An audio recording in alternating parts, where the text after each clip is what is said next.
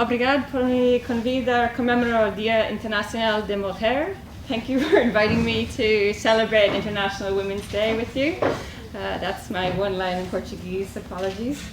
Yeah, it's a real honor and privilege to be here. Thank you all for showing up as well. The purpose is to share some of my stories of my experience as both a surfer and a scientist, in particular how my work seeks to address the so-called invisibility, in particular of women in the ocean space, both in sport, recreation, tourism, and in science. I'll draw upon some of my research also that looks at how and why and how to understand the inextricable link, that important connection and relationship with the health of our ocean and the health of our communities and our own personal health, which I think is of relevance here, being in Lisbon, so close to the sea, and maritime heritage and history that we both share. So, with that, I'm speaking about, I suppose, gender and the ocean, and okay, gender in particular because International Women's Day, where it's to raise awareness on, I suppose, the successes and inspiring stories of changes we're making around equality for women, and also to challenge those gender biases and stereotypes that still persist. And the call to action for this year's International Women's Day is each for equal. So an equal world is an enabled world. But I'm also going to speak about the ocean. And so why the ocean? Why does that matter? Well, in the work that I do, it's very much telling a story of how we are ocean. So that connection we have, if you think about the planet we live on, it's 70% ocean, salt water. Our bodies are 70% salt water as well. We came from the water when we were born. All life originated from the sea and from water. And so there's that evolutionary connection as well. And I'm really fascinated and interested, how can we reconnect these natural environments that we've become more disconnected from? How can we better educate ourselves and each other and our communities about why the ocean matters, wherever we are in the world? It's our life support system. It regulates our climate, influences our weather, impacts our marine tourism, coming here to surf. Yeah, and on that, what I wanted to share about next, what I also do in my work is how do we visually communicate that connection? So as well as the science and the evidence behind the impact of the ocean on us, as well as our impact on it, how do we capture that experience of being immersed in the sea, how that makes us feel? And so a year ago I created a short film called A Lunar Cycle with film director Andrew Knader, along with the surf company Finisterre, who I'm an ambassador for. And I'm just going to share a very short clip. The whole film is only 5 minutes long, and it's available online, called A Lunar Cycle. So it follows, I guess, my experience surfing in winter in Ireland. So I just wanted to kick this off by bringing a bit of the sea into this room, and a bit of, I suppose, where I get my sea connection from and what that's like for most of the year in cold, dark waters of Ireland. Very grateful to be here surfing in the sunshine. Yeah, so I'll just play the trailer for that.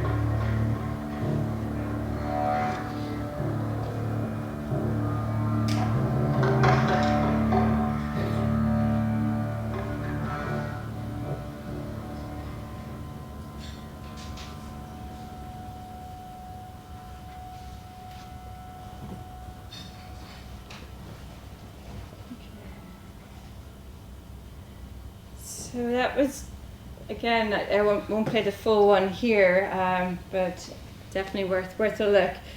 The reason I did the project was to capture, I suppose, a more female experience of surfing in cold water that's not often represented in surf media and film. Again, to try to challenge those gender stereotypes of what it means to be a woman who surfs, especially in cold water, so covered from head to toe in layers of neoprene and wetsuit. To create a more diverse representation of what it means to be a woman who surfs and a more female experience. I don't know, can everyone see the slides okay with the light? Yeah. So this maybe isn't the clearest photo, but it's our equivalent to, is everyone familiar with the big wave spot you have here? Yes. Nazare? Yeah, of course. And is there, let me just ask, how many surfers are there in the audience? Got one hand over there. What, really? Wow. Okay.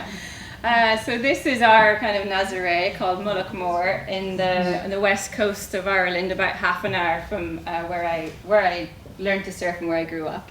You can see this kind of little black dotted pink board. This is it, in 2013, 2014, that winter, where we were pioneering some of these big wave spots in Ireland. I won a big wave award for this particular wave. But for me, I guess the draw with big wave surfing is, again, it's in one way it's a very male-dominated world, but for me the space is an experience is a space where the ocean doesn't discriminate. When you're in especially big waves, you're really confronted with your own fears, so you have to learn to let go of that emotional baggage. So much of it is a psychological game. It's about your mindset. Obviously you need the physical fitness as well, but it's more that trust in your own ability, which comes down to that ability to be self-connected, to remain present.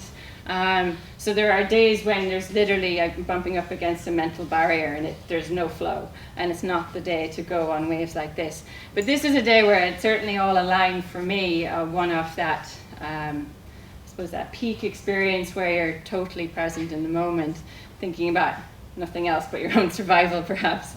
But there's a lot that goes into this moment. Is so fleeting and only lasts, maybe you're on a wave at most for 20, 30 seconds, but it's this sense of time that changes. So you lose a sense of time, it becomes kind of timeless. And also this moment, although fleeting, stays with you, and for me has helped inform other aspects of my life. I've taken lessons learned from big wave surfing and applied it into how I meet other challenges in my life. In particular, that when we meet that resistance, often it's better not to push against it, for example. So when you meet a wave coming towards you, it's best if you try to sort of rugby tackle it, you'll just get smashed. Whereas actually if you learn to soften into it and move with it, move with the wave, it's much more effortless, it takes less energy, and then you often can find a breakthrough that way rather than using all your force. So it's essentially about learning, how do we learn to be more in sync with our environment? And that's really what I'm interested in terms of my research. So as mentioned already, I'm currently working with a team in Europe on a project called SOPHIE, Seas, Oceans and Public Health in Europe. So looking at those links between our human activities in and around the sea in Europe, and the interconnection between ocean health and our human health. So both in terms of the impact from a polluted environment, impact that has on our health, the health risks. But for me, and my work more importantly, is the benefits of a healthy marine environment and how it makes us feel, for our well-being, our mental health in particular. And I work with different projects and initiatives that are using spaces like the sea, different water environments, and surfing as a form of therapy. And so this isn't just my bias. There's actually a whole kind of blue wave rising, as it were, These are some examples from across policy, practice, academia, researching the effect of being in, on, or near water. So this human-water connection has been called Blue Mind by Wallace J. Nichols, published this book about 5 years ago. And there's been lots of advancements since, but you'll see other examples of how Blue Health is another EU project. How living near the sea, there's evidence to support that makes us healthier. Good news for us here. And also how surf therapy is even being used to alleviate things like PTSD, other mental trauma, in a therapeutic setting. See what's coming up next. And my research has looked at, in particular, this, what I like to call blue care, so that healing property, the healing aspect of the sea. And from a sort of review of all the studies done in the world, looking at this, investigating the impact, why and how water can support our health and well-being, we find that there's an awful lot of evidence supporting the sea in particular. So there's something in particular about the sea as an environment that makes us feel a certain way, that can alter our mood. There's evidence from neuroscience to support how it alters our biochemistry, releases these different hormones, and most importantly, in a very stressed out society, reduces things like cortisol, which causes stress, and we experience increasingly very regular day to day. And again, surfing in particular is one of the most commonly used activities to create these experiences, these therapeutic experiences. And I'll speak a bit more about different examples in different settings for different groups of people, and in particular women and girls. And as you can see, water, the evidence is supporting how water supports the sort of psychological well-being outcomes, or people with different cognitive or mental health issues or disabilities in particular. It seems to be particularly effective. But there's also a lot we still don't know. So, what I wanted to share next, is kind of how I apply this evidence to support this kind of ocean connection in my work to empower and promote, I suppose, greater diversity and inclusion. How do we restore the ocean as a safe and healthy space?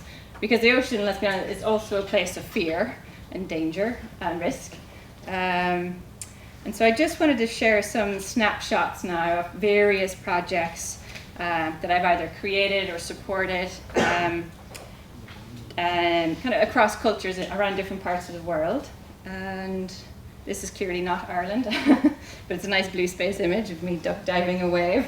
I think it's interesting too, that's the other thing, isn't it, with the ocean, is that for so many people, it's out of sight, out of mind. In our day-to-day lives, what impact does it really have for a lot of us, right? So we think. Supported by a lot of surveys, say with citizens, who, for most people, it isn't part of their lives. For a lot of us, we don't have the privilege of even seeing what's beneath the surface. It's this kind of unknown expanse of blue that we don't fully understand, and yet we're modifying it and impacting it at an accelerated rate. We're even altering the chemistry of the entire ocean, which covers 70% of the Earth. So that the pH in the water is becoming more acidic, as some of you probably know. And that's down to our human actions and behaviors. So whatever way we look at it, we're entirely interlinked with what happens in the ocean. This next short clip I created as part of the Like Water project. So Like Water is I call it my sandbox, where I get to play and experiment with creating different experiences to reconnect people with nature, in particular water and the sea, and to better understand what is it about water that makes us feel how we feel. And I create different retreats and workshops and experiences around that, but I'm also really interested in the storytelling aspect. So again, how do we communicate our ocean connection?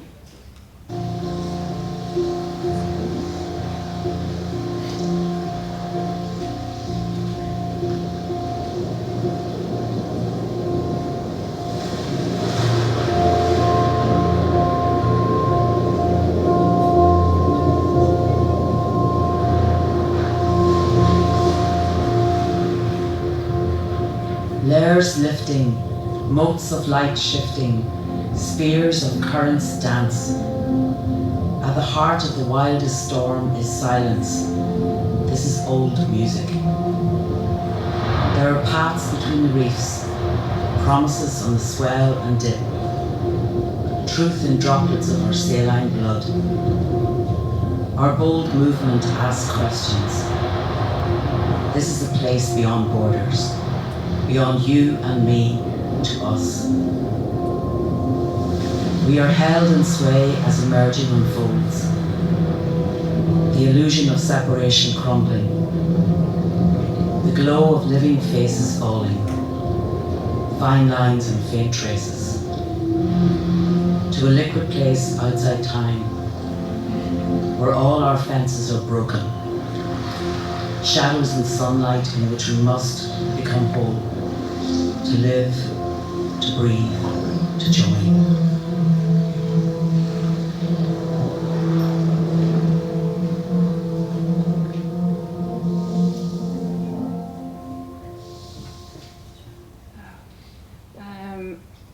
It gives me great pleasure to share that because we made a couple of years ago, but the voiceover is actually my mother. The poem was written by a friend. I filmed it with another friend. We spent a week trying to chase the right conditions and find the right waves. I mean, that's the thing when you're trying to film surfing. It's a logistical nightmare because you can't predict. You still can't predict the ocean, which I think is a wonderful thing and part of its beauty, right?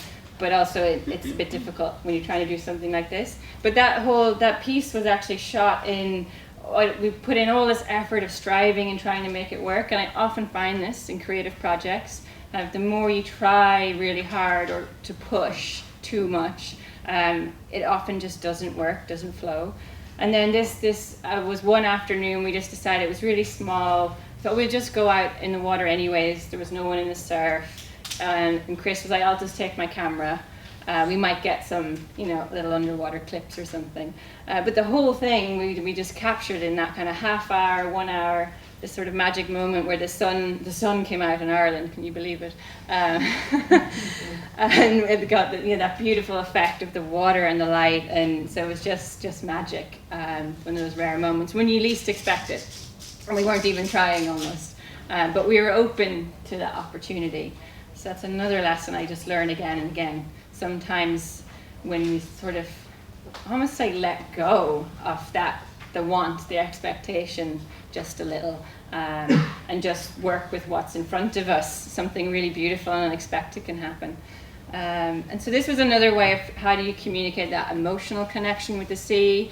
How do you communicate what it feels like to be immersed? So those images of being underwater, to capture that more sensory experience, because the sea is so multisensory. And evidence is showing that's also part of the draw, why we're attracted as humans to water and the sea, is to do with the fact that it stimulates so many of our senses, our sight, sound, smells, even obviously the touch on our skin. So our skin has cold water receptors. I think 10 times more cold water receptors than warm. So also good news for this part of the world.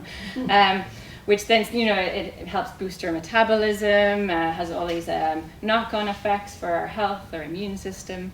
I won't go into any of that in too much detail. What I wanted to share next, is the part of my work of how then do you translate that and create this sort of open up access and experience of the benefits of blue space, of the sea and ocean for other people, for diverse groups. This is an example of working with a surf therapy project in Ireland called Liquid Therapy. In this particular group is with kids with autism. And just kind of following their journey for a year of their own kind of transformation, relationship with the sea, how it impacted other parts of their lives. So it is really, really beautiful, powerful experience, and in some of their own words, capturing that. So again, you can see with the word change, so it has this transformative effect on us, on our sense of self, really being motivated by this growing sense of love for the sea comes out. fear is an important one actually with surfing, and why surf therapy? Because it's in a challenging environment, and when you overcome challenge, it helps increase your sense of confidence. You feel more empowered. So the challenge aspect's important, and even the element of fear, because when we move through the other side of fear, that's when we get that courage and confidence happening. So that's what, and then that's spilled over into their social interactions, schoolwork, and again, this word different. So for a lot of the kids, they're really seen in society as being different, and that's a negative. But in the sea, it was like this freedom to be who they were, the sense of not being judged, and that it was okay to be weird and silly and different, all these other words they used. What else do I want to say about that? Yeah, again, connecting with the being and feeling, relaxing, even mindfulness. And again, I suppose the importance of how you create a safe space when you're introducing people to these experiences is really important. This next one, that focuses on work in Ireland, in Europe, in more of our society here. But what happens, how do other people experience the sea in other parts of the world, and particularly women and girls? What's that like to pursue something you love like surfing in other parts of the world? And so I've had the privilege of traveling a lot with surfing and my research. This is a short clip from a documentary film on Mauritania. It's part of a travel series that the World Surfing League are now running, I guess, on their media platform. So we have one on Senegal coming out later this year. This was in Mauritania, so that's Northwest Africa, a couple of years ago. And in this clip, I just talk a bit about that cross-cultural experience of surfing, and also the experience of women and girls who surf.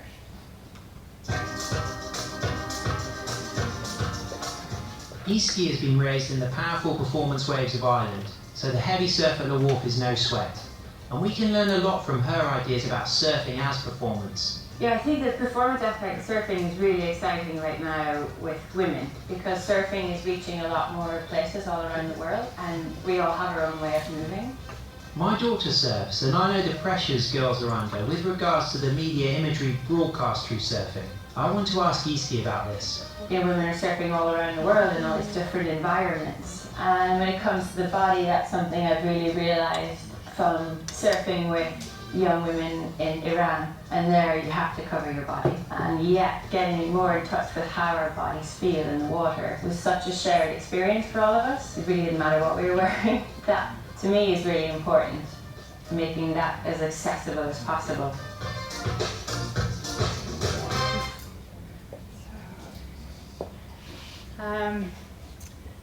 Yeah, so I'm hoping that the full feature doc will be available to view online, but there's certainly, if you go, I think it's Brilliant Corners Mauritania, if you type that in. Sam Bleakley is the producer of the series who you heard speaking. There's a few other clips as well from Mauritania. Again, not a typical surf destination, but the whole point of Brilliant Corners series is, again, to go to other parts of the world that are either not well known or have a kind of negative reputation, or misrepresented in the media. And by going, I suppose, with surfing and using that as the lens, how is the experience different, or can we suppose celebrate these places in a different way by looking at it through the lens of surfing? Where am I going next? Yeah, and so that's also what I'm interested in and inspires me a lot, is I suppose understanding how we experience our own sense of self and our bodies in the water across cultures, this kind of shared passion for the ocean and surfing, but then there's particular and unique and very diverse barriers maybe that we face, and so they're not sort of universally felt for all women and girls. And so what is that like to overcome these different barriers? What are those barriers? And of course that intersects with not only gender, but you have your race, religion, ethnicity, your geography, your place of birth. There's so many so many things that determine how we access these experiences, and what's available to us even. So on that, I think what's next is, I think no need to ask you where am I going next. So this for me was a very transformative, unexpected experience and journey to somewhere.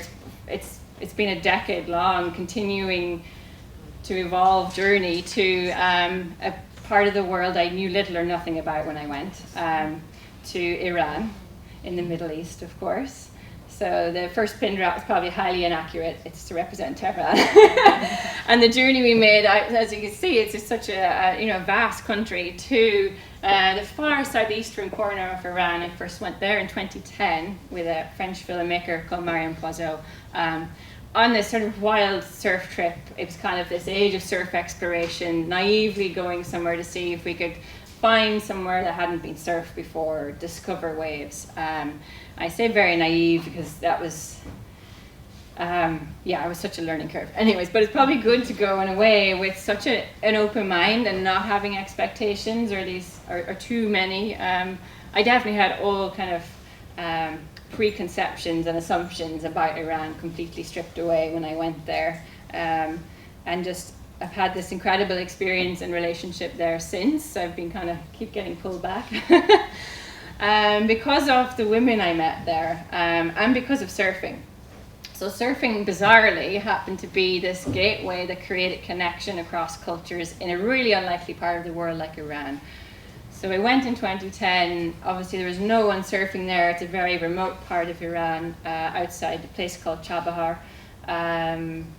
And we released, again, a very short, the power of social media and storytelling, a short video clip of the first trip in 2010, a few years after we came back.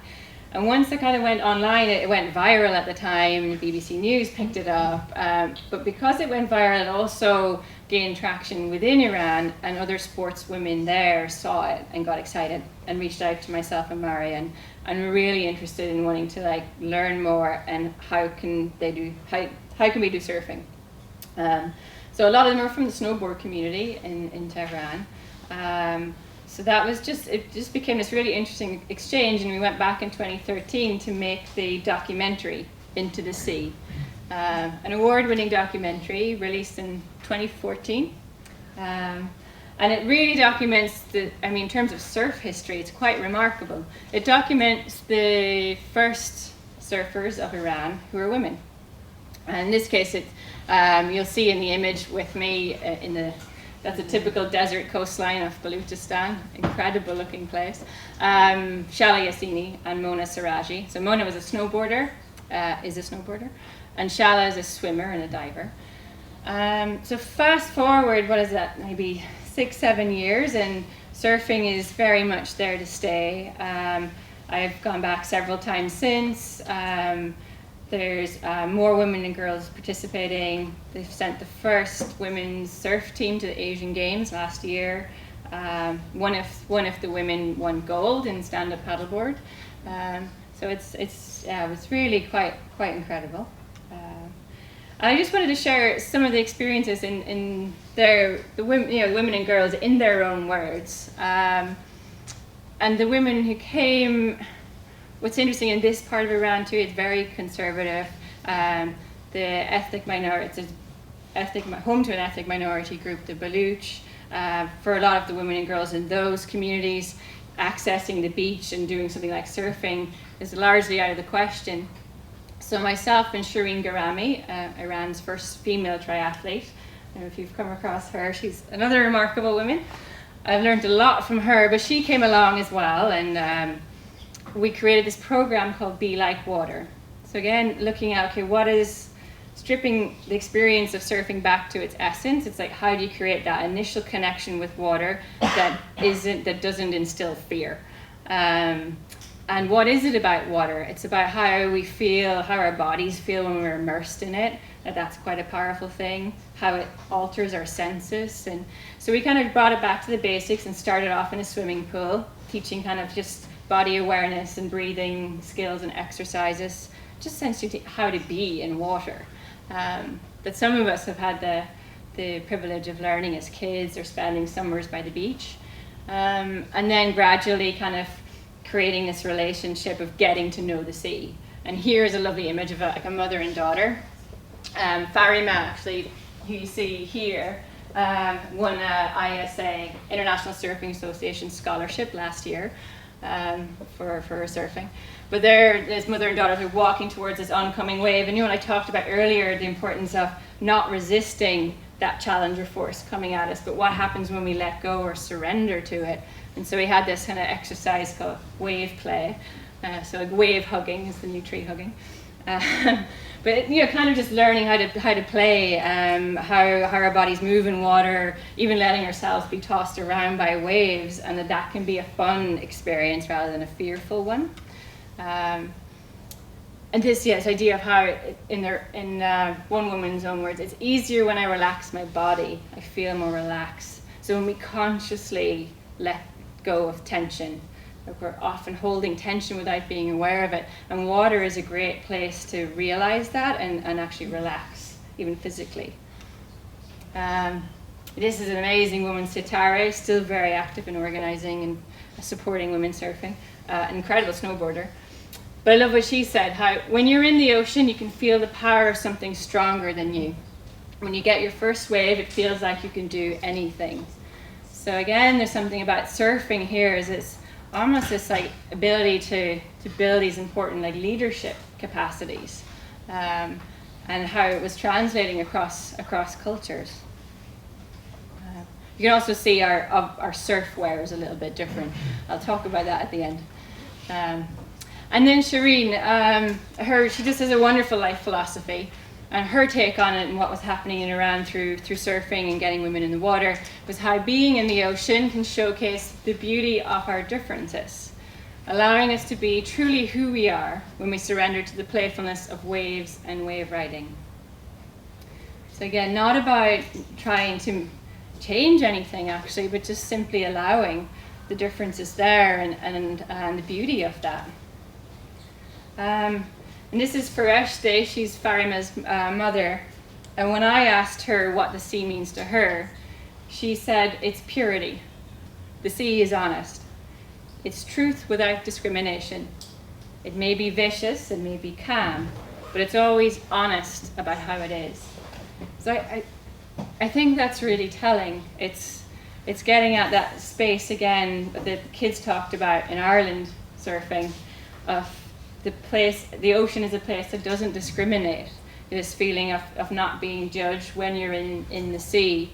Of course, that doesn't necessarily translate when you come back ashore, but there's something about the sea, how it just is, and it allows us to just be. I think is really a beautiful way to sum it up. And how has this, so with what happened in Iran, getting the story out, the impact of the documentary, how it continues to evolve, it creates a ripple effect. So the title of the talk is Turning the Tide. And I think it's important to say the tide is turning. And these are some examples I wanted to spotlight before I finish. This kind of wave of change and how it can inspire and support others to do something similar in other parts of the world. So we have Aragon Bay Girls Surf Club, the first women's sort of surf club set up in Sri Lanka in I think 2018. Again, Sri Lanka is a famous surf destination. A lot of Western tourists go there. You can surf in whatever you want, but there's a real barrier for women and girls, local women and girls, to access something like surfing because of their responsibilities on land, because of cultural beliefs and taboos around being at the beach, being in the sea, being exposed to sun. So this was set up by women, for women, run by women. Women are trained as surf instructors. They run it as their own kind of, business, give surf lessons. And then they're able to support each other. And there's another initiative that's kind of a sister project to that called Sea Sisters, very similar to the Be Like Water initiative in Iran, where some friends of mine, along with local women, again, are helping to restore the ocean as a safe space. So keeping in mind Sri Lanka was terribly impacted by the tsunami in 2004. So there's a real culture of fear, and there's disproportionately high rate of drownings were women and girls. I think something as high as 70% in some areas, and around the world this is the case. Because women and girls don't have access to those kind of water-based life skills. And so that's what they're teaching here as well. And to translate that then into these experiences in the sea. So it's a really holistic approach to creating a safe space. Other examples then, I think much closer to home, in a world that's increasingly mobile, increasing amount of immigration in Ireland. This is a charity initiative called Welcome Wave, aimed at children from refugee families or who are seeking asylum. And in Ireland, they're in what's called direct provision. So they're going to be kept in these centres until their status is determined. Often, for some, it's an incredibly long time. So some of the kids who came to surf with Welcome Wave have been in Ireland, I think 7 years. So they're still waiting for their status to be processed. So the idea of Welcome Wave, quite simply, was how do you again create that connection to place, connection to each other by having this shared experience in the sea, doing something like surfing. And a very basic level of, obviously, you're surfing, you're outdoors, you're benefiting from being active.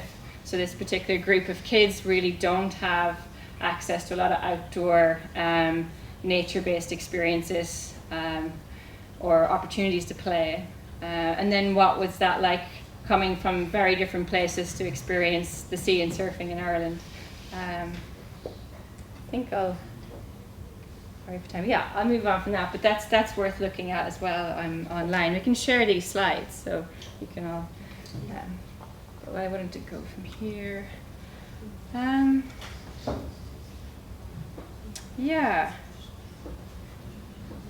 Again, I'll just. So there's other ways of connecting, or obviously things like my research also looks at beach cleanups, increasingly recognizing the importance of how to stop pollution at source and how to change our consumption behaviors, but also the importance of cleanups, not so much in terms of how, it's debatable how much impact that's going to have on actually cleaning up the sea. And yet it's very important in terms of raising awareness and bringing communities together. So when you have these organized beach cleans, what's really interesting is that, again, you're creating that sense of greater awareness of our impact in the marine environment. But what was also happening was this kind of social connection was having an impact on our own sense of mental health and social well-being. People are getting outside, being connected to their environment, having conversations with people they wouldn't ordinarily ever meet, because they just have this simple task to do of picking up litter. And also the feeling of doing something good or worthwhile in a world where we seem to have very little control. So it was interesting to look at the social well-being impacts of these more pro-environmental activities. And then looking at, okay, what else happens when we get in the sea, and how can it be used as a learning medium? How do we take some of our, it's okay, we're here in this lovely auditorium, but what if we could also change up our learning environments? And so this is an example from Wavemaker Collective, a retreat I actually run here in Portugal every year. The next one's September. But one of the first activities we do is, again, this kind of wave play. So the same thing what happened with women in Iran. People into the shore break, body surfing, playing in the waves. These are all kind of just leaders from different businesses and companies, and it's part of their leadership development. But this was, every time we do this, it's a total leveler. So it's just like levels the playing field. But people, they get so much from it in terms of how being in the sea helps shift our perspective, experience ourselves and see our environment in a different way. And then how that translates into things like understanding things like resilience and flow. What happens when we meet an oncoming wave, i.e. challenge in our lives. So there's loads of kind of life lessons or leadership lessons that can be translated from it. Yeah, and just something about shifting up our environment and putting ourselves in an environment where we're not totally comfortable. There's a bit of an edge, and that's when we stretch ourselves a little bit. That's often when we get this we surprise ourselves. We get this breakthrough. We get the moments of flow. Moments of flow don't really happen in a comfort zone. This really helps spark creative thinking and insight, because you're kind of disrupting our everyday thought patterns. And waters and waves have a really good way of doing that. And then finally, just to come back on what I'm currently working on and how the story in particular of women surfing in Iran has evolved, and it's evolved into looking at the wider representation of women in surfing, in particular the impact around, I suppose, as I mentioned earlier, around clothing. And I think I'll just go back for a minute. The image of Fareshte, and you're in your clothes in a sort of heavy shirt that gets waterlogged. It's actually really unsafe. Fabric gets moved around when you get tossed by a wave, and yet there was nothing available that was actually practical and functional from a performance point of view to surf in. So fast forward, this has been going on for many years, but it's just been launched, this prototype of what we call the sea suit. It's this collaborative project with myself and a whole mix of women designers, sportswomen, to create the sea suit. Initially aimed at women and girls in Iran, but also it's now we realize it's become much more relevant as just an alternative option to wear in the surf, to feel comfortable in, to address those body issues. For a whole range of reasons. So I'll play just a short clip, 2 minutes.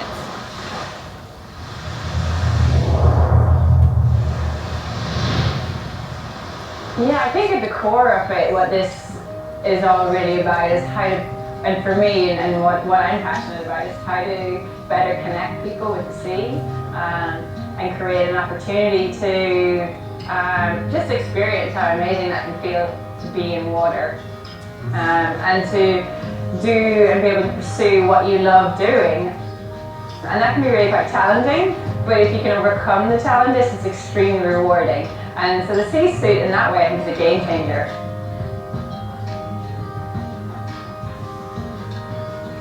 I am a huge believer that there's absolutely no barrier to sports participation. I think it's medicine in so many ways.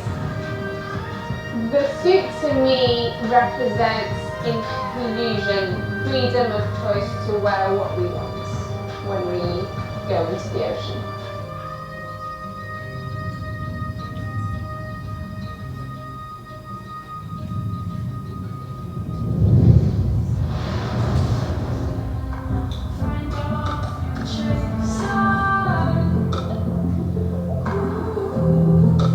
I think it can have an absolute huge impact. I think it can be a huge door opener for so many women, particularly girls, to be able to gain the approval, blessing, and the personal confidence to be able to go into the ocean, surf and have fun and be a part of this movement.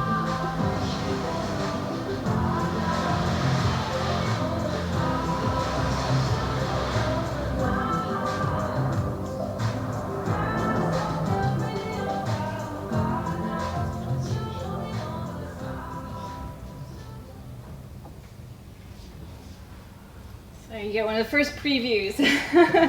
You probably noticed something odd about the waves as well. Does anyone want to point out what was a bit strange? Or anyone notice that? So it's an artificial wave inland. Which is quite remarkable, right? So it was again an amazing example of ultimate testing ground. You've got this test site that you know there's going to be waves, so when you plan to do your shoot, they're going to be there. So it was a friend of mine. He's actually come to our wave maker leadership retreat every year. We've done it. Nick Hounsfield, he's the sort of mastermind brainchild behind the wave, and this is in Bristol in the UK. yeah, I think they're planning more of them. But his whole ethos is around how do you create this space that's health enabling. It's the first wave pool design that's fully accessible, so for everyone with all kinds of disabilities, particularly for adapted surfing. It's a great place to test out the sea suit. And the other woman speaking there is Shireen Garami. And the whole project, it's kind of being led by Finisterre, but it's very much a collaboration with a lot of different women from very different backgrounds. And in essence, I think it sums up what this whole talk has been about how the ocean doesn't discriminate and has tremendous potential to connect if we tap into that. And really what the sea suit as a project is an example of is this collaboration, quite simply, between women to take what they love doing, something like surfing, and make that more accessible for other women to do. And I think that's really in the spirit of what International Women's Day is about, and about celebrating. And these more diverse representations of women to make surfing a more inclusive space. And with that, thank you very much for taking this journey with me.